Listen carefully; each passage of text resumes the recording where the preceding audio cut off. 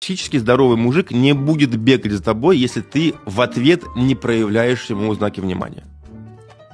Добиваться любовь – это ненормально. Заслуживать любовь – это ненормально. Доказывать любовь – это тоже ненормально. Здоровые чувства – это не преследование. Психически стабильный мужчина не усиливает активность в ответ на твой холод. Нет. Он не будет пытаться в тебя впечатлить, предугадать твое настроение, произвести какое-то вау-впечатление, чтобы ты поменяла свое мнение. Это все глубокий невроз. Психически стабильный мужчина действует в формате: «Привет, я вот такой, ты мне нравишься. Давай знакомиться и общаться ближе. Если ты за, классно. Если нет, я пойду дальше».